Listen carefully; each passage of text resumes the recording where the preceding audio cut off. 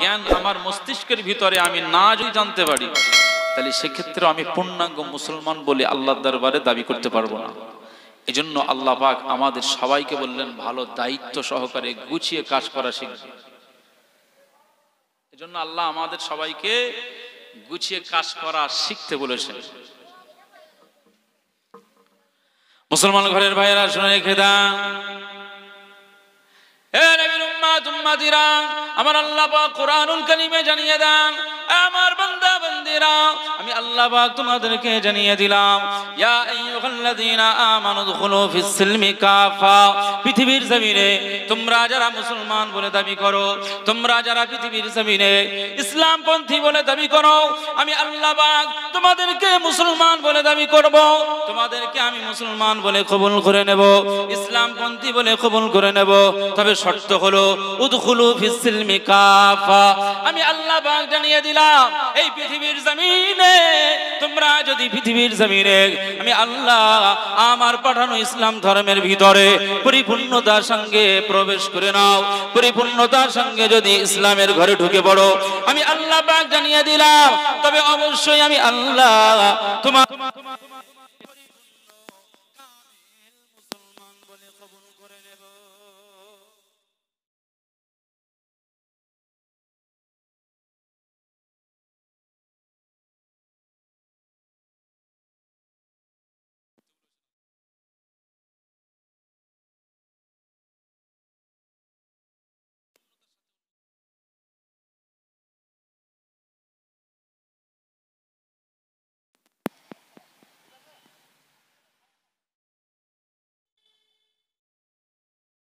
Islam is a best religion in the world.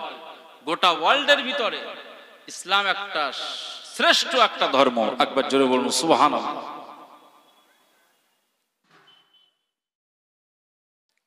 মুসলমান ঘরের ভাইরা শুনে রেখে দেন, হে নবীর উম্মত উম্মতিরা, আমার আল্লাহ পাক কোরআনুল কারীমে জানিয়ে দেন, তোমরা পরিপূর্ণ কামিল মুমিন মুসলমান হয়ে যাও।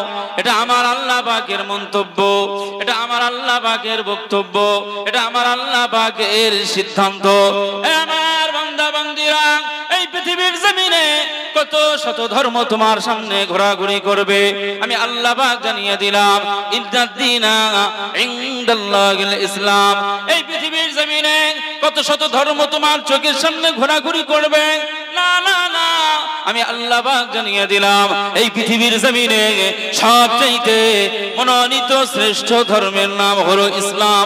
কারণ আমি আল্লাহ পাক এই পৃথিবীর জমিনে সব ধর্মের ভিতরে একমাত্র আমি আল্লাহ ইসলাম ধর্মটাকে আমি আমার আরশে আজিমে কবুল করে নিয়েছি। ইসলামটা যদি শ্রেষ্ঠ ধর্ম হয়, ইসলামটা যদি আল্লাহর মনোনীত ধর্ম হয়, এই ধর্মের ভিতরে আজ আমরা এসেছি, এই ধর্মের ভিতরে আমরা পয়দা হয়েছি। আল্লাহ আমাদেরকে এই পৃথিবীর জমিনে ইসলামের ঘরে আমাদেরকে পাঠিয়েছে মুসলমান হিসাবে। আজ আমরা গর্বিত, আজ আমরা প্রাউড ফিল করি, আমরা আজকে গর্বিত মনে করি। ইসলামের ঘরে আল্লাহ আমাদেরকে নাজিল করেছেন, এই ইসলামের ঘরের ভিতরে আমাদেরকে পয়দা করেছেন।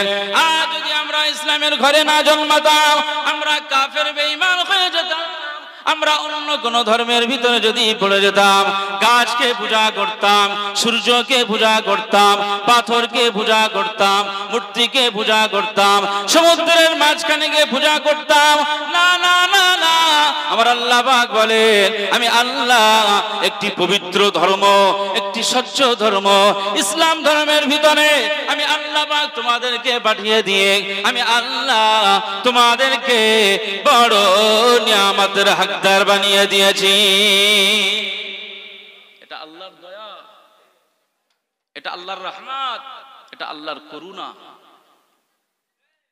ইসলামের ভিতরে আমরা ঢুকেছি, তাই এটা আল্লাহর খাস দয়া। যদি আমি ইসলামের ঘরে না জন্মাতাম, তাহলে আজকে অন্য কিছু আমরা করতাম, হয় গাছকে পূজা করতাম, নাই সূর্যকে, নাই আগুনকে, নাই সমুদ্রের কিনারায় গিয়ে আরে সমুদ্র তো তৈরি আল্লাহর, সূর্য তো তৈরি আল্লাহর, চন্দ্র তো তৈরি আল্লাহর, গাছ তো তৈরি আল্লাহর, কিন্তু ইবাদত তো করতে হবে এমন একজনের যিনি গোটা মাখলুককে সৃষ্টি করেছেন। তাই আমার আল্লাহ বলছে যে পৃথিবীর জমিনে যদি তোমাদের ইবাদত করতেই হয় তাহলে এই বিশ্ব ভূখণ্ড যিনি বানিয়েছেন সেই মালিককে তোমরা ইবাদত করো। একবার জোরে বলুন সুবহানাল্লাহ। ইসলামের ভিতরে ঢুকেছি তাই আমরা আল্লাহর জন্য সিজদা দিই, আল্লাহর জন্য জমিনে সিজদা দিই। এই জমিনটা আমাদের জন্য বড় নিয়ামত। আপনি মাঠে ঘাটে যেখানেই থাকবেন সিজদাটা আল্লাহর জন্য দিতে পারবেন। অন্যান্য নবী আলাইহিমুস সালামরা এসেছিলেন, প্রত্যেকের জন্য আল্লাহ দায়িত্ব দিয়েছিলেন। তারা প্রত্যেকেই দায়িত্ব দিয়েছিলেন মানুষকে স্বচ্ছ ধর্মের ভিতরে নিয়ে আসবার জন্য, আল্লাহর সিজদা দেওয়ার জন্য মানুষকে দাওয়াত দিয়েছিলেন। প্রত্যেক নবীরা এই দাওয়াত পালন করেছিল ঠিকই, কিন্তু তাদের সিজদার জায়গাটা নির্দিষ্ট জায়গা ছিল। আমাদের মতো মাঠে ঘাটে যেখানে সেখানে সিজদা দেওয়ার মতো পারমিশন ছিল না। কথা বুঝে আসছে? মুসলমান ছেলেরা, এই নবীর উম্মত উম্মতিরা, অন্যান্য নবী আলাইহিমুস সালামদের উপরে আল্লাহ পাক এত নিয়ামতের হকদার বানিয়ে দিয়েছে আমাদের। অন্যান্য নবী আলাইহিমুস সালামদের উপরে আল্লাহ এই নামাজের বিধান চালু করেছিল, সিজদার বিধান চালু করে দিয়েছিল। প্রত্যেক নবীদের দেখুন, প্রত্যেক নবীদের উম্মতদের দেখুন, তাদের নির্দিষ্ট জায়গায় যাওয়া লাগতো। একটা নির্দিষ্ট জায়গায় গিয়ে নামাজ পড়বে, নির্দিষ্ট জায়গায় গিয়ে নামাজ আদা করবে, নির্দিষ্ট মসজিদে গিয়ে নামাজ আদা করবে। অন্য কোন জায়গায় নামাজ পড়লে আল্লাহ দরবারে নামাজটা কবুল হবে না। অন্যান্য নবী আলাইহিমুস সালামদের উম্মতদের জন্য আল্লাহ খাস একটি জায়গা বানিয়ে দিয়েছিল। সেই সমস্ত খাস জায়গাগুলো তাদের নামাজ পড়তে হতো, সিজদা দিতে হতো, ইবাদত করতে হতো। এটা তাদের উম্মতদের জন্য আল্লাহ খাস করে রেখেছিল। কিন্তু উম্মতে মুহাম্মাদি আমরা যারা, আমাদের জন্য আল্লাহ কত রহমত করে দিয়েছে, কত নিয়ামতের হকদার বানিয়ে দিয়েছে।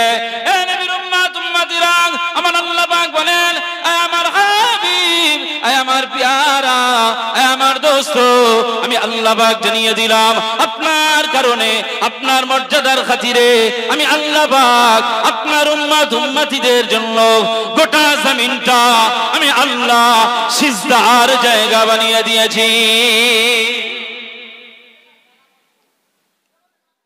গোটা জমিনটা আমাদের জন্য সিজদার জায়গা করে দেওয়া হয়েছে। অন্যান্য নবীদের উম্মতদের এই সিস্টেমটা ছিল না।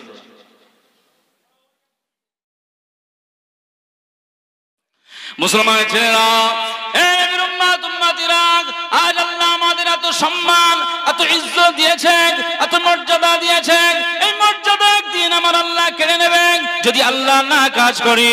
এই মর্যাদা, এই সম্মান, এই পাওয়ারটা আল্লাহ একদিন কেড়ে নেবে যদি আল্লাহর বিধানটাকে যদি না মান্যতা দেয়। এই নবীর উম্মত উম্মতিরা, যদি আল্লাহর হুকুমটা আমরা পালন না করি, একদিন এই মর্যাদাকে আমাদেরকে কেড়ে নেওয়া হবে, এই সম্মান কেড়ে নেওয়া হবে, এই নিয়ামতটা কেড়ে নেওয়া হবে যদি আল্লাহর হুকুমটা পালন না করে। তাই আজকে আপনাদেরকে পায়ে ধরে বলে যাই, নবীর উম্মত হয়েছেন, উম্মতের মতো উম্মত হয়ে যান। আল্লাহর বান্দা হয়েছেন, বান্দা বান্দার মতো হয়ে যান। উদখুলু ফিস সিলমি কাফা, ইসলামের ভিতরে পরিপূর্ণ দাখিল হয়ে যাও, ইসলামের ভিতরে প্রবেশ করে নাও। যদি ইসলামটা তোমার ভালো লাগে, আমার আল্লাহ তোমাকে ভালোবেসে নেবে। ইসলামের ঘরের ভিতরে ঢুকতে গেলে তোমাকে অনেক শর্তগুলো পালন করতে হবে। যেমন নামাজ আছে, রোজা আছে, হজ আছে, যাকাত আছে, বিবিদেরকে পর্দায় রাখার বিধান দেওয়া হয়েছে। এই ইসলামের সমস্ত নিয়ম কানুন পদ্ধতি মানতে গেলে, ইসলামের ঘরে ঢুকতে গেলে অনেক পন্থা তোমাকে অবলম্বন করতে হবে। চোখের সামনে সুদের বন্ধনের এজেন্টরা তোমার সামনে এসে ঘোরাঘুরি করবে, তোমাকে অনেক প্রলোভন দেখানো হবে। এই প্রলোভনে যদি পা ফেলে দাও, সব ইবাদত নষ্ট হয়ে যাবে। না না না, সব ইবাদত বানচাল হয়ে যাবে। আমার আল্লাহ বলেন, আমি আল্লাহ সুদটাকে হারাম করে দিয়েছি। তাই আমার আল্লাহ বলেছেন, ইসলামের ঘরে ঢুকতে গেলে শয়তান তোমাদের সামনে অনেক প্রলোভন দেখাবে, তোমাকে অনেক সময় প্রলোভন দেখিয়ে ইসলাম থেকে বার করে টেনে নিয়ে চলে যাবে। আমার আল্লাহ পাক জানিয়ে দেন, ওয়ালা তাত্তাবিউ খুতুওয়াতিশ শাইতান ইন্নাহু লাকুম আদুউম মুবিন। এই পৃথিবীর জমিনে ইসলামের ঘরের ভিতরে ঢুকতে গেলে অনেক কষ্টের শিকার তোমাকে করতে হবে, অনেক কষ্ট ত্যাগ তোমাকে করতে হবে। এই ত্যাগ আর কষ্ট তো যদি তুমি এই ত্যাগ আর কষ্ট যদি তুমি পৃথিবীর জমিনে করতে পারো, ভালো পরিশ্রমী হতে পারো, শয়তানকে যদি তুমি লাথি মারতে পারো, শয়তানকে যদি তুমি বিতাড়িত করতে পারো, শয়তানকে যদি তোমার থেকে অ্যাভয়েড করতে পারো, আমি আল্লাহ পাক জানিয়ে দিলাম অবশ্যই তোমাকে আমি আল্লাহ একজন মুসলমান বলে কবুল করে নেব।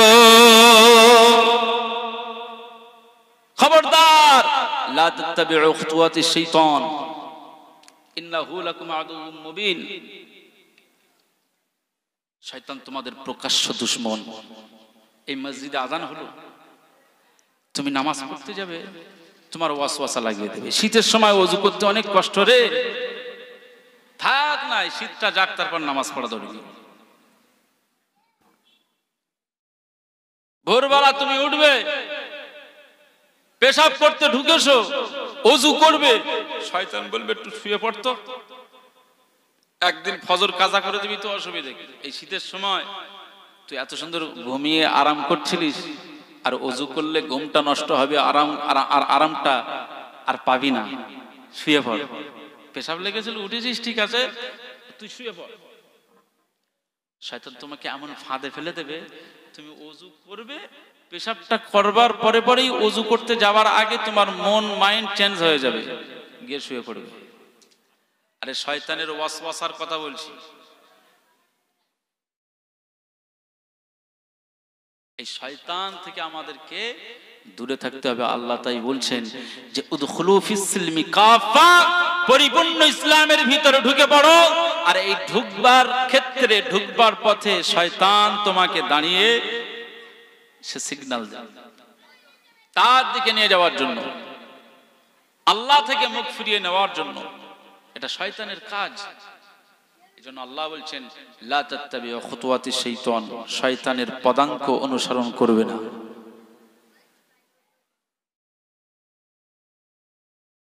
এজন্য পাক্কা মুসলমান হতে হবে, পাক্কা মুসলমান হতে হবে। আজ একটা একটা করে যদি আমি বলি, এক একটা ডেফিনেশন যদি দেওয়া হয়, আজকে আমাদের প্রত্যেকটি কাজ হবে ইসলামের অনুকূলে, ইসলামের মতো হবে। আপনার মরাবাড়ি থেকে শুরু করে, বিয়ে শাদী থেকে শুরু করে, বাচ্চা প্রসব থেকে শুরু করে, ব্যবসা বিজনেস থেকে শুরু করে, চাষাবাদ করবেন, সারের দোকানে সার কিনবেন, তেল পয়জন কিনবেন, এই সব কিছু কিন্তু ইসলামের মতো হতে হবে। যদি একটা একটা করে বলা হয়, আমরা দেখা যাবে হিসাব করে অঙ্ক কষলে দেখা যাবে যে 190% পাল্লাটা ইসলাম থেকে দূরে সরে রয়েছে, আর 10% আমরা ইসলামের দিকে। পরিপূর্ণ মুসলমান এখনো হতে পারলাম না। মুসলমান গণের ভাইরা, এ নবীর উম্মত উম্মতিরা, তাই সাহাবীদের জীবনটা দেখো, সাহাবীদের আলোচনার জন্য করতে হয়, সাহাবীদের জীবনের জন্য, সাহাবীদের বায়োডাটা, সাহাবীদের বায়োগ্রাফি নিয়ে বেশি বেশি আলোচনার জন্য করতে হয়। কারণ সবচেয়ে বেশি মুস্তাফার কথা শুনেছিল সাহাবীরা, নিজেদের জানকে কুরবান করে দিয়েছিল ইসলামের জন্য, দ্বীনের জন্য, ইসলামের জন্য, দ্বীনের জন্য, কোরআনের জন্য, আল্লাহ রব্বে করিমের জন্য সাহাবীরা নিজেদের জানটাকে কুরবান করে দিয়েছিল। একজন গ্রাম্য সাহাবী মুস্তাফার দরবারে এসে হাজির হয়ে গেল। আসসালাতু আসসালামু আলাইকা ইয়া রাসূলুল্লাহ, ইয়া হাবিবাল্লাহ, আপনার উপরে আল্লাহর পক্ষ থেকে সালাম বর্ষণ হোক। আল্লাহ নবী সালামের জবাব দিয়ে বললেন, এই গ্রাম্য সাহাবী কি ব্যাপার? আল্লাহ নবী সেই সাহাবীটি জিজ্ঞাসা করলেন, ইয়া রাসূলুল্লাহ, ইয়া হাবিবাল্লাহ, আমাকে এমন কিছু আমাল বলে দিন, এমন কিছু কাজ বলে দিন, এমন কিছু পন্থা বলে দিন, যে পন্থা পালন করলে, যে কাজ পালন করলে, যে আমলগুলো করলে আমার আল্লাহ জাহান্নাম থেকে বাঁচিয়ে আমাকে জান্নাতি বানিয়ে দেবে। সাহাবীদের চিন্তাধারা ছিল কি?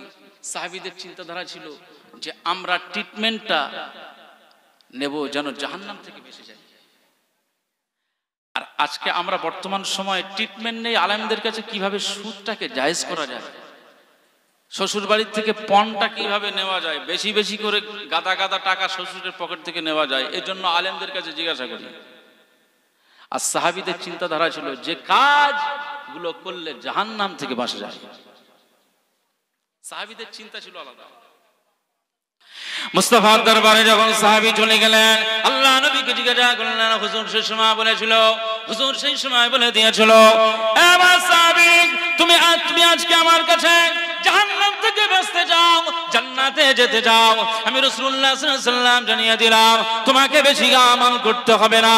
আমি কয়েকটি বিষয় তোমাকে জানিয়ে দিলাম, এই আমলগুলি যদি তুমি করতে পারো, এটা বুখারীর হাদিস বলছি, আল্লাহ নবী সাহাবীকে আল্লাহ নবী কথাগুলো বললেন, জীবনে তুমি যতদিন বেঁচে থাকবে ততদিন পর্যন্ত তুমি 5 ওয়াক্ত নামাজ আদায় করবে, প্রত্যেকটি সময়ে সময়ে নামাজ আদায় করবে। একজন ব্যক্তি জিজ্ঞাসা করেছিল, ইয়া রাসূলুল্লাহ ইয়া হাবিবাল্লাহ আইয়ুল আমালি বিল ইসলাম, ইসলামের ভিতরে সবচেয়ে ভালো আমল কি? আল্লাহ নবী বললেন, as-salatu, সবচেয়ে ভালো আমল হলো নির্দিষ্ট সময়ে নামাজ আদায় করা। আল্লাহ নবী তাকে বলে দিলেন, হে আমার সাহাবী তুমি 5 ওয়াক্ত নামাজ আদায় করবে, বছরে একবার যে মাসের রোজাটা আসে 1 মাস রোজা তুমি পালন করবে। আমার সাহাবী যদি তোমার হজের সামর্থ্য হয় হজ পালন করবে, বছরে একবার তুমি যাকাত দান করবে। আমার সাহাবী তুমি শুনে রাখো, যদি এই কয়েকটি কাজ তুমি করতে পারো, আমি রাসূলুল্লাহ সাল্লাল্লাহু আলাইহি ওয়াসাল্লাম জানিয়ে দিলাম, না না না আমার আল্লাহ তোমাকে জান্নাতি বানিয়ে দেবে। আমার সাহাবীরা শুনে রাখো, এই যে গ্রাম্য ব্যক্তিটি আমার কাছে প্রশ্ন করেছে, এই প্রশ্নের সাথে সাথে আমি রাসূলুল্লাহ সাল্লাল্লাহু আলাইহি ওয়াসাল্লাম জবাব দিয়ে দিলাম।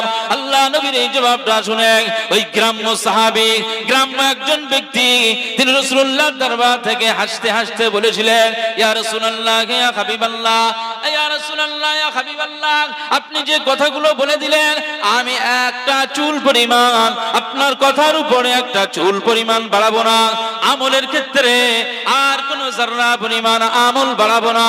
না না না না, আপনি যে আমলগুলো আমাকে করতে বলেছেন এই আমলের ভিতরে সামান্য কিছু আমলও কমাবো না। যা বলেছেন আমি আমার জীবনে আমি বেঁচে থাকা অবস্থায় মরণ হওয়া পর্যন্ত আমি একজন সাহাবী, যা যা আমল বলে দিয়েছে প্রত্যেকটি আমল আমি করতে চাই, প্রত্যেকটি আমল আমি করব। দিনে 5 ওয়াক্ত নামাজ আদায় করব, আমি বছরে একবার রোজা পালন করব, বছরে একবার হজ পালন করব, যাকাত দেওয়ার মতো ক্ষমতা আমার আল্লাহ দিয়েছেন, বছরে একবার আমি যাকাত প্রদান করব।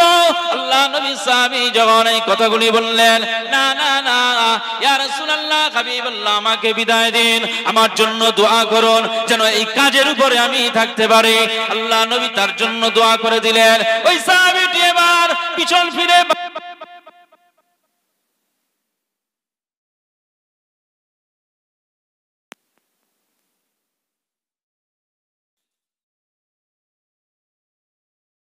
ছিল। আমি রাসূলুল্লাহ সাল্লাল্লাহু আলাইহি ওয়াসাল্লাম জানিয়ে দিলাম, এই পৃথিবীর জমিনে তোমরা কি কোনো জান্নাতি মানুষ দেখবে? এই পৃথিবীর জমিনে তোমরা কি কোনো জান্নাতি মানুষ দেখতে চাও? আল্লাহ নবী সাহাবীরা বললেন, ইয়া রাসূলুল্লাহ ইয়া হাবিবাল্লাহ, হ্যাঁ হ্যাঁ জান্নাতি মানুষ দেখতে চাই, একটা জান্নাতি মেহমান দেখতে চাই। আল্লাহ নবী সাহাবীরা যখন এইভাবে সবাই সমস্বরে বলে উঠতে লাগলেন, হ্যাঁ হ্যাঁ জান্নাতি মানুষ দেখতে চাই, এই দুই চোখে চর্ম চোখে জান্নাতি মানুষ দেখবো না, এটা হয় কি করে? আল্লাহ নবী সেই সময় মুচকে মুচকে হাসতে লাগলেন। ওই সমস্ত তাহলে প্রত্যেক কথার উপরে আমাকে দাঁড়িয়ে থাকতে হবে দায়িত্ব সহকারে। 5 ওয়াক্ত নামাজ পড়তে হবে, রোজা রাখতে হবে, হজ করতে হবে, যাকাত দিতে হবে। এর পাশাপাশি কি করতে হবে?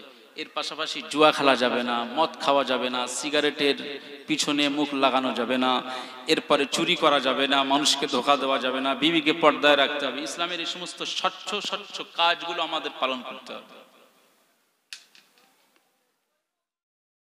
তাহলে জীবনটা আপনি কামিয়াবি করতে পারবেন, মুসলমান বলে দাবি করতে পারবেন। খবরদার এই পৃথিবী আপনার সাথে প্রতারণা করবে, পৃথিবী আপনাকে খেয়ানাত করবে, পৃথিবী আপনাকে ফাঁসিয়ে দেবে। আপনি পৃথিবীর পাল্লায় পড়ে রয়েছেন, এই পৃথিবী আপনাকে ফাঁসিয়ে দেবে, কুল কিনারা খুঁজে পাবেন না। একবার দরুদ শরীফ আল্লাহুম্মা সাল্লি আলা সাইয়্যিদিনা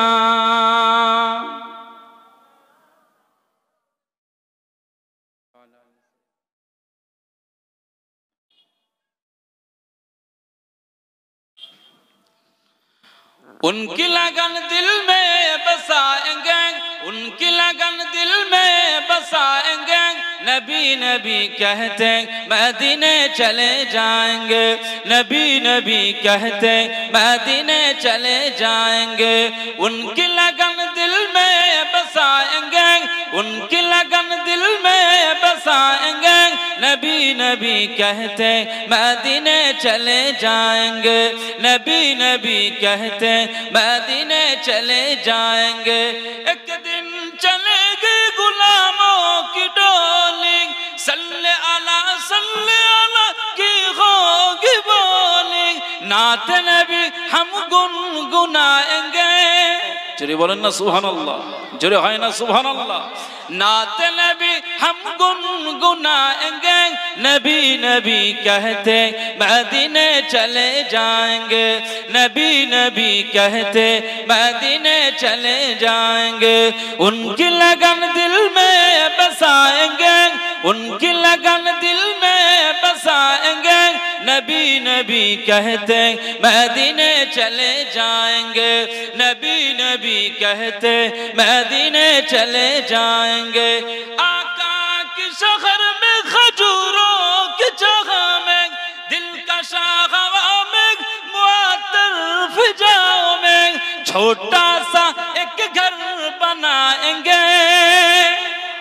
जोरे है ना सुभान अल्लाह, आवाज है ना सुभान अल्लाह। छोटा सा एक घर बनाएंगे, नबी नबी कहते मदीने चले जाएंगे, नबी नबी कहते मदीने चले जाएंगे। उनकी लगन दिल में बसाएंगे, उनकी लगन दिल में बसाएंगे, नबी नबी कहते मदीने चले जाएंगे, नबी नबी कहते मदीने चले जाएंगे। खुशियों की जाग कोई गम नहीं है, तैबा नगर खुल्द से कम नहीं है।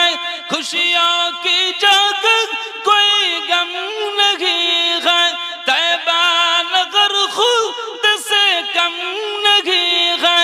ज़मज़म से हम फायज़ पाएंगे, ज़मज़म से हम फायज़ पाएंगे, नबी नबी कहते मदीने चले जाएंगे, नबी नबी कहते मदीने चले जाएंगे।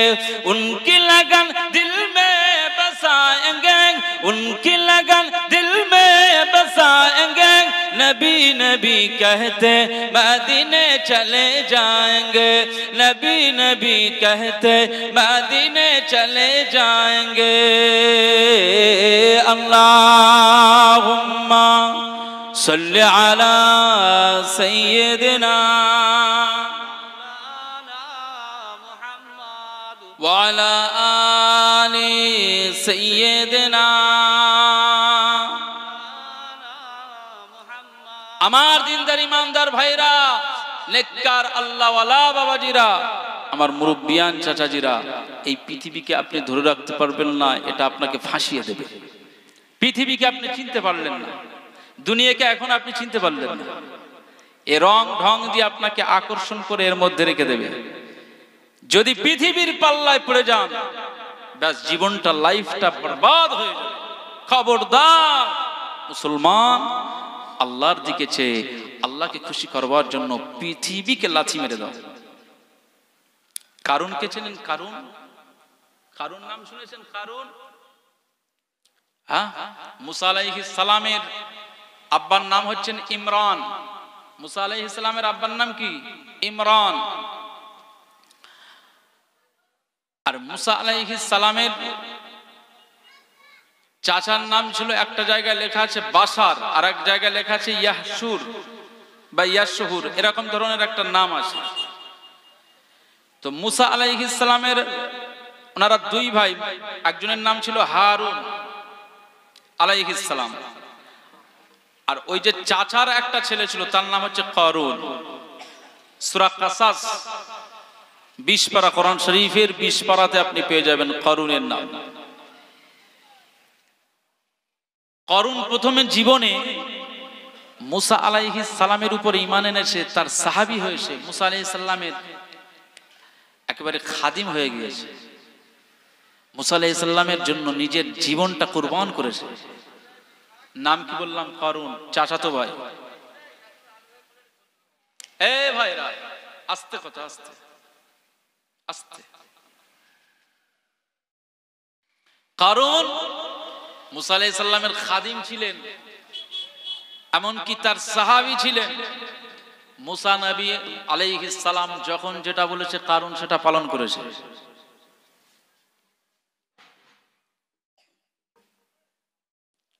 কিন্তু একটা সময় দেখা গিয়েছে ওই কারুনের আল্লাহ এত সম্পদ বাড়িয়ে দিয়েছে, আস্তে আস্তে আস্তে আস্তে আস্তে এত বরকত আল্লাহ দিয়েছে যে কারুন সেই আল্লাহর দেওয়া বরকত, যদিও তার পরিশ্রম ছিল, কিন্তু পরিশ্রমের ভিতরে বরকতটা দেন কে?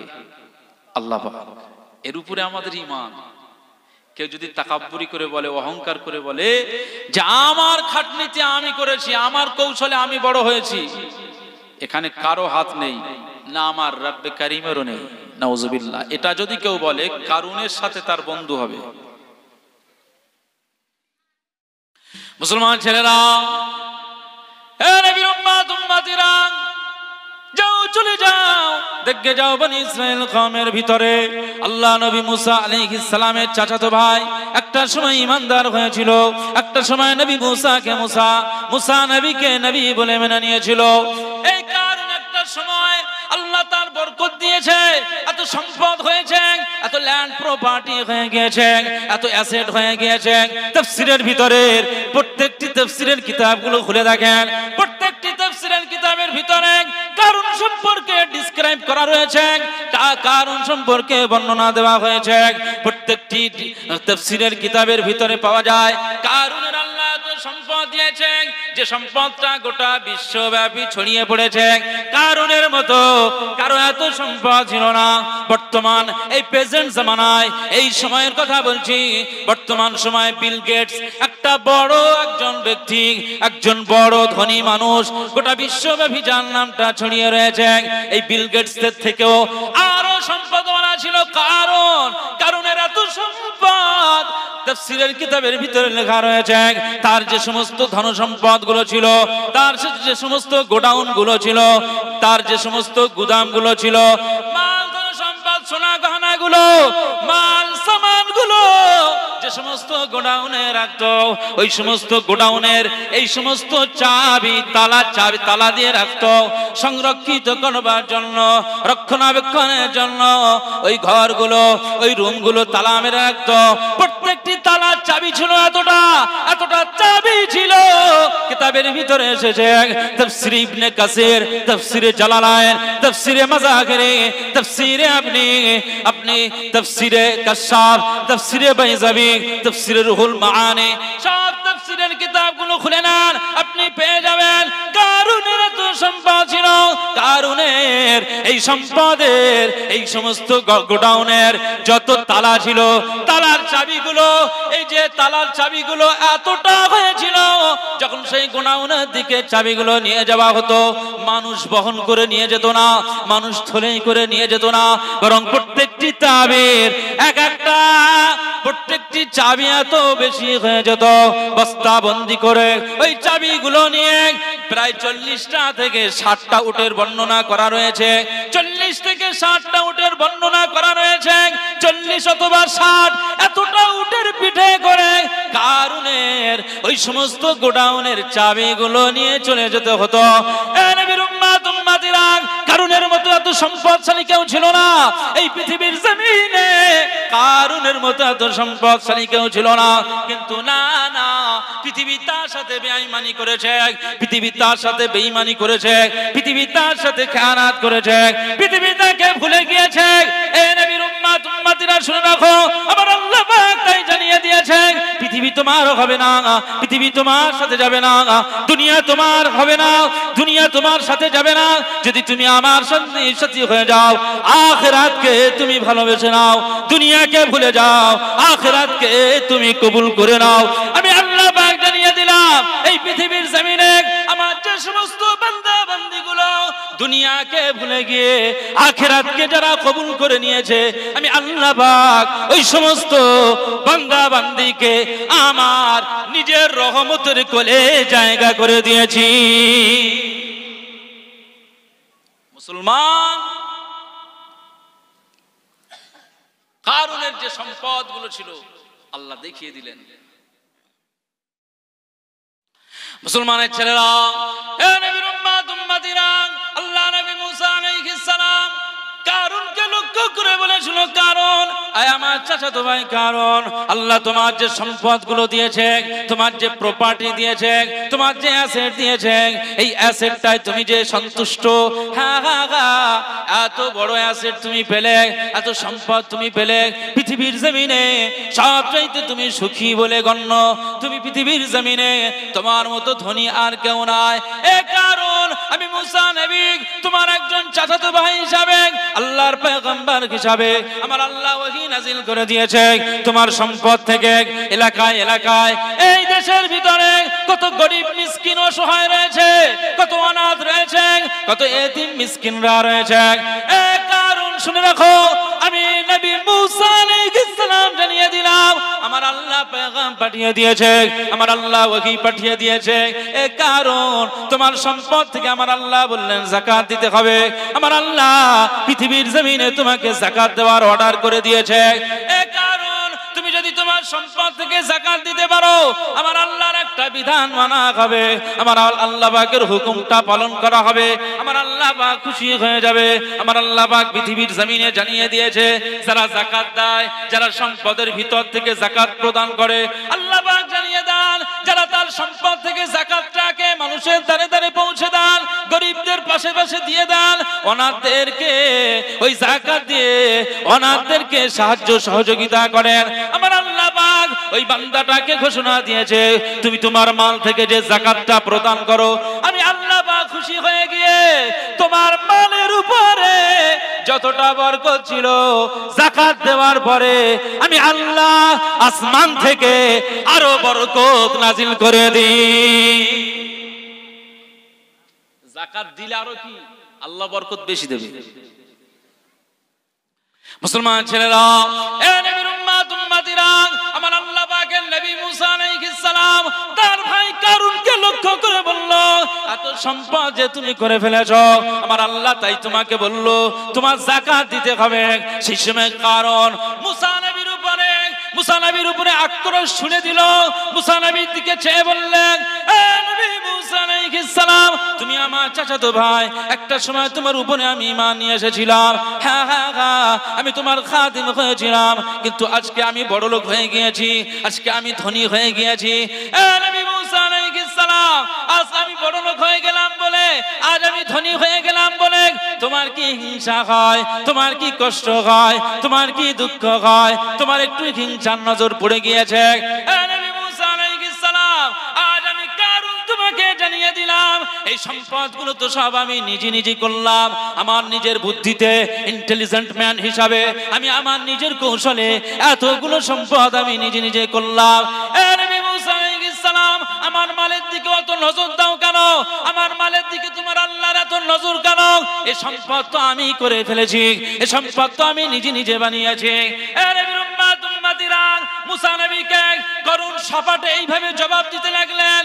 এবার না জানেরা শুনে রাখো, মুসা আলাইহিস সালাম কষ্ট পেয়ে গেলেন, মুসা নবী তাকে বোঝাতে লাগলেন, এ ভাই কারুন তুমি ভুল করছো, তোমার এই সম্পদ তোমার নিজে করা নয়, বরং তোমার ভিতরে আমার আল্লাহ বরকত দিয়েছে, তাই তোমার উপরে আমার আল্লাহ রহমত দিয়েছে, তাই তুমি এত বড় সম্পদের মালিক হয়ে গিয়েছো। তুমি যে তাকাব্বুরি করছো, তুমি যে অহংকারী করছো, এই অহংকারীটা আমার আল্লাহ পছন্দ করবেন না। আমার শুনে রাখো, তুমি তোমার এই যে কথাগুলো বললে উইথড্র করে নাও, ফিরিয়ে নাও, না তো আমার আল্লাহ তোমার উপরে গজব নাজিল করে দেবে। কারণ বলল, না না না, আমার উপরে যদি গজব নাজিল হয় তাতে আমি গজবের ভিতরে শিকার হতে রাজি, গজবের ভিতরে পড়তে রাজি আছি, কিন্তু আমার এই সম্পদের ভিতর থেকে এক জাররা পরিমাণ, সরিষা পরিমাণ গুলো মাল আমি যাকাত দিতে পারবো না। কারণ বলছে যে আমি আমার মাল থেকে কোনো যাকাত আমি তোমাকে দিতে পারবো না, গজব হয় হোক, শাস্তি আসুক আসুক, আমার মাল সম্পদ বেড়েছে তাই এত হিংসে। পৃথিবীতে গরিব আর ধনী, গরিব মধ্যবিত্ত ধনী, এই সব কিছু সাজিয়ে সাজিয়ে এই পৃথিবীতে আল্লাহ সাজিয়ে সাজিয়ে গোটা পৃথিবীটাকে সাজিয়েছেন। ধনী গরিব মধ্যবিত্ত এই সব কিছু করানোর মালিককে আল্লাহ। কোন গরিব মানুষ যদি মনে করে যে আমি বড় লোক হব, আল্লাহ যদি তার বড় লোকের খাতায় নাম না লিখে রাখে, সে জীবনে চিন্তা ভাবনা করলেও বড় লোক হতে পারবে না। আবার কোন ধনী মানুষ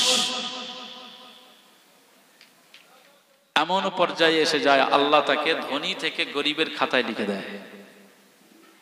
এ সব কিছু আল্লাহর কুদরতি হাতে, নিয়ন্ত্রণ তার থেকেই। কারুনের এত সম্পদ ছিল, সেই সময়ের মানুষগুলো বলেছিল, ইয়া লাইতানা মিসলামা উতিয়া কারুন, যদি আমাদের কারুনের মতো সম্পদ হতো কত ভালো হতো, কারুনের মতো এত বিল্ডিং যদি হতো কত ভালো হতো। আজকে আমাদেরও মনে হয় ওইরকম যদি দুতলা বাড়ি হতো কত ভালো হতো, ওইরকম ফ্ল্যাট যদি হতো কত ভালো হতো, ওইরকম গাড়ি যদি হতো কত ভালো হতো, ওইরকম ধনী হলে কত ভালো হতো। এটা প্রত্যেক মানুষের একটা বৈশিষ্ট্য, আর উচ্চাকাঙ্ক্ষী সবার অন্তরে থাকে। শুনে রাখো, কারুনের মতো এরকম ধনী হওয়ার বাসনা বনি ইসরাইল কওমের জনগণদের ভিতরে জেগেছিল। তারা বলেছিল, ইয়া লাইতানা মিসলামা উতিয়া কারুন, যদি কারুনের মতো আমাদের সম্পদ হতো কত ভালো হতো, কারুনের মতো যদি এত প্রপার্টি হতো, এত অ্যাসেট হতো কত ভালো হতো। এটা তাদের মনে তামান্না ছিল। না না না, কিন্তু কারুনের মতো কেউ হবে কি হবে না আল্লাহ ভালো জানেন, কিন্তু কারুনের সম্পদ সম্পর্কে আমার আল্লাহ জানিয়েছে। কারণ গোটা বিশ্বব্যাপীর ভিতরে, অল ওয়ার্ল্ডের ভিতরে কারুন একজন বড় মাপের ধনী মানুষ ছিল, কিন্তু আমি আল্লাহ কারুনের অহংকার, কারুনের তাকাব্বুরে কয়েক সেকেন্ডের ভিতরে দুনিয়ার জমিন থেকে ধূলিসাৎ করে দিলাম। এটা তোমাদের জন্য বড় শিক্ষা, তোমাদের জন্য বড় উপদেশ। আমার বান্দা বান্দিরা, তাই তোমরা সামান্য কিছু পেয়ে বড় অহংকার করো না, তোমরা সামান্য কিছু পেয়ে তাকাব্বুরি করো না। আমি আল্লাহর সাথে তাকাব্বুরি করে কেউ পার পেয়েছে এরকম কোনো নজির নাই। ফেরাউন গোল্লায় চলে গেল, ফেরাউন সমুদ্রে তলিয়ে গেল, আমি নমরুদকে মশার আঘাতে মেরে দিলাম। আমি আল্লাহ পাক সাদ্দাতকে তা তৈরি করা জান্নাতের ভিতরে ঢোকাই নাই। এই পৃথিবীর জমিনে আমি আল্লাহ কারুনকে বেশি দিন পৃথিবীতে স্থায়িত্ব করে রাখি নাই। আমি আল্লাহ কারুনকে জমিনে ধসিয়ে দিলাম। মুসা নবী বললেন, এ কারুন ভাই কারুন, ভুল পথে রয়েছিস, ফিরে আয়, হেদায়েতের পথে তওবা করে না। আমার আল্লাহ পাক তওবাকারীকে বড় পছন্দ করেন। কারুন বলল, না না না না, আমি তোমার কথায় একমত হতে পারলাম না। তোমার আল্লাহকে জানিয়ে দাও, কারুন জীবনে বেঁচে থাকা অবস্থায় কারো যাকাত দিতে পারবে না। তোমার আল্লাহকে জানিয়ে দাও। মুসা আলাইহিস সালাম আমার আল্লাহকে বললেন, আল্লাহ কারুন বলে দিয়েছে ও কারো যাকাত দেবে না। আমার আল্লাহ নারাজ হয়ে গেলেন। হে নবীর উম্মত উম্মতিরা, মুসা আলাইহিস সালামকে আমার আল্লাহ বললেন, ওকে একটু সুযোগ দেওয়া হোক, আবার তুমি ওকে গিয়ে বলো। মুসা নবী আলাইহিস সালাম আবার একদিন গিয়ে বললেন, এ কারুন, আমার আল্লাহ পাকের অর্ডার, তোমাকে যাকাত দিতে হবে। তোমার মাল থেকে, তোমার সম্পদ থেকে, তোমার প্রপার্টি থেকে তোমাকে আমার আল্লাহ যাকাত দিতে বলেছেন, আমার আল্লাহ বলে দিয়েছেন। এই সময় কারুন বলল, আবার তুমি আমাকে এসে ওই যাকাতের কথা, একই বক্তব্য আমার শুনতে ভালো লাগে না। সেই সময় কারুন ষড়যন্ত্র করলো তার ভাই নবী মুসার বিরুদ্ধে। তার মন্ত্রী পরিষদ তার লোক লস্করদেরকে একটা বৈঠক করলেন, বৈঠকের ভিতরে সমাধান করলেন, আমার সবার সমস্ত সদস্যরা, আমার জনতারা শুনে রাখো, এই যে মূসা আমার সবসময় এসে যাকাতের কথা বলে, আমার এই সম্পদ থেকে কিছু সম্পদ ওকে দিয়ে দিতে হবে। এর ক্ষেত্রে আমার বাঁচার উপায় কি? এর ক্ষেত্রে আমার বাঁচার উপায় কি? সেই সময়ের ওই কনফারেন্সের ভিতর থেকে কিছু বিশেষজ্ঞ ব্যক্তি যারা বুদ্ধিজীবী বলা হয়, ওই সময় কারুনকে বলল, এ আমাদের কারুন শুনে রাখো, যদি মূসা নবীকে জব্দ করতে হয় তাহলে কয়েকটি কৌশল অবলম্বন করতে হবে। কয়েকটি কৌশল যদি অবলম্বন না করা হয় মূসাকে জব্দ করা যাবে না। কারণ ফেরাউন নবী মূসাকে জব্দ করতে পারেনি। আল্লাহ পাক নবী মূসাকে এত শক্তি দিয়ে দিয়েছে, নবী মূসার দোয়া আল্লাহ কবুল করে নিয়েছে। ফেরাউনকে নীল নদে চুবে আমার আল্লাহ ধ্বংস করে দিয়েছে।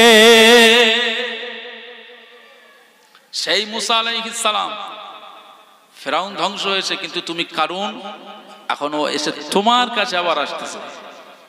ওকে জব্দ করতে গেলে কৌশল অবলম্বন করতে হবে। বলে কি কৌশল অবলম্বন? বলছে ও যখন তার জনতা নিয়ে, তার উম্মাতদের নিয়ে যখন ওয়াজ নসিহাত করে, উপদেশের বাণী শোনায়, সেই সময়ে তুমি একটা মেয়ে তাকে প্রলোভন দেখিয়ে যে কোনো ভাবেই ওই মজলিসের কাছে মেয়েটাকে নিয়ে যাবে, আর বাকি কাজ আমরা করব। একটা মেয়েকে তারা, ভালো সুন্দরী মেয়েকে তারা টোপ দিল কিছু পয়সা করি, যে তোকে টাকা পয়সা দিলাম, মূসা আলাইহিস সালামের সামনে গিয়ে শুধু বলবি যে হ্যাঁ মূসা আলাইহিস সালাম এই কাজে অপরাধী বা দোষী, এই কথাটা বলতে পারলে আর আমাদের কিছু লাগবে না। অনেক টাকার রফা করেছে। সিদ্ধান্ত অনুযায়ী মেয়েটা প্রথমে অস্বীকার করছিল, কিন্তু অনেক টাকা গহনা যখন অফার পেয়েছে, মেয়েটা দুনিয়ার দিকে আকৃষ্ট হয়ে গেল। এখন ওই মেয়েটা কারুনের সমস্ত দলবলগুলো মেয়েটাকে বলল যে অমুক দিনে যেতে হবে। মূসা আলাইহিস সালাম সেদিন ঈদের দিন তার জনতাদের নিয়ে ওয়াজ নসিহাত করছেন, আলোচনা করছেন, দ্বীন ইসলামের কথা বলছেন, তাওরাতের বিষয়ে তাদেরকে শোনাচ্ছেন। এমন সময় কারুন রেশমি সুন্দর পোশাক পরে তার দলবলদেরকে পোশাক পরে নিয়ে ওই মজলিসের কাছে হাজির হয়ে গেছে। মূসা আলাইহিস সালাম জিজ্ঞেস করছেন, কি ব্যাপার কারুন, এত লোক জনবল নিয়ে দলবল নিয়ে এখানে আসার ব্যাপারটা কি? কারণ বলছে যে তুমি মানুষদেরকে উপদেশ দাও, মানুষদেরকে সৎ কাজের আদেশ দাও, অথচ তুমি যে এত বড় একটা ন্যাক্কারজনক ঘটনা এই জমিনের উপরে ঘটিয়ে রেখেছো, এটা তো মানুষ জানে না, তাই জানাতে এসেছি। মূসা আলাইহিস সালাম বলছেন, কি ঘটনা? মুসলমান ছেলেরা, এ নবীর উম্মত উম্মতিরা, এই যুগেও আপনি আমার মতো আব্দুল মুনাইমকে যে কোনো একটা ইস্যুতে আমাকে বদনাম করতে পারেন। এই বদনামের ক্ষেত্রে সবচেয়ে বড় একটা ইস্যু করা যায়, একটা কোনো নারী ঘটিত কেস যদি আমার তকমা লাগিয়ে দেন, 10টা মানুষ বিশ্বাস না করলেও 2% মানুষ বিশ্বাস করে নেবে যে ওই কাজের কাজী না হলে এর নামে এই বদনামটা ছড়াবে না। মূসা নবীকে তারা জব্দ করার জন্য প্ল্যান তৈরি করলো, নারী ঘটিত কেসে মূসা নবীকে জড়িয়ে দিল। ওয়াজ নসিহাত করছেন, মূসা আলাইহিস সালাম দেখলেন সব দলবলগুলো চলে এসেছে, কারুনের সাথে তার সমস্ত মানুষগুলো হাজির হয়ে গেল। আল্লাহ নবী মূসা আলাইহিস সালাম বললেন, ব্যাপার কি? বলছে ব্যাপারটা হলো, তুমি যে সমাজে এত একটা বড় ন্যাক্কারজনক ঘটনা ঘটিয়েছো, মানুষ জানে না তাই তোমাকে নবী বলে মানে, মানুষ জানে না তাই তোমাকে নবী বলে মানে। আসলে মানুষকে জানানোর জন্য আজ আমরা এখানে তোমার কাছে চলে এসেছি। কি ঘটনা? এই সময় ওই মেয়েটাকে বার করে দিয়ে বললেন, এই যে মেয়েটাকে দেখানো হলো, এই মেয়েটার সাথে তুমি কি কাজ করেছো? মেয়েটাকে বলা হলো, তুমি বলো এই কাজের কাজী কিনা। নবী মূসা আলাইহিস সালামের সামনে তুমি জবাব দাও, এতগুলো মানুষের সামনে তোমাকে প্রমাণ করতে হবে। সেই সময় মহিলাটা মূসা নবীর সামনে দাঁড়িয়ে পড়লেন, তিনি অকপটে বলতে যাবেন, মূসা আলাইহিস সালাম বললেন, আল্লাহ তুমি আমার কওমের একজন বান্দী, তুমি আমার অনুসারী, আমি তোমাদের নবী। বলো তুমি এই কাজের জন্য আজ তুমি প্রমাণ দিতে এসেছো, বলো তুমি ওদেরকে তুমি ভালোবাসো না আল্লাহকে ভালোবাসো? সেই সময় মেয়েটা, সেই সময় মুসা আলাইহিস সালামের সামনে বললেন, আমাদের নবী মুসা আলাইহিস সালাম, আমি এদেরকে ভালোবাসি না, আমার কাছে সবচেয়ে প্রিয় আমার মালিক আল্লাহ তাআলা। এ নবীর উম্মত উম্মতিরা, মেয়েটা সেই সময় সবকিছু সাজিয়ে গুছিয়ে নিয়ে এসেছে ঠিকই, কিন্তু সেই সময় মুসা আলাইহিস সালামের সামনে পড়ে গেলেন। মুসা আলাইহিস সালাম সেই সময় বললেন, এ আল্লাহ পাকের বান্দী, বলো আল্লাহকে যেমন ভালোবাসো, আল্লাহকে কতটা ভয় করো? কারণ আমার আল্লাহ কোরআনুল কারীমে সর্বত্র বান্দা বান্দীদের সতর্ক করবার জন্য বেশি বেশি জায়গায় বলেছেন, তোমরা আল্লাহকে ভয় করো, ইত্তাকুল্লাহ। কখনো বলেছে আমানুত্তাকুল্লাহ, কখনো বলেছে খাউফ, আল্লাহকে ভয় করো, কখনো বলেছে আল্লাহকে ভয় করো, কখনো মুমিন বান্দাদেরকে বলা হয়েছে মুত্তাকি, যারা আমাকে ভয় করে, কখনো আমার আল্লাহ বলেছে তাকওয়া অবলম্বন করো। আমার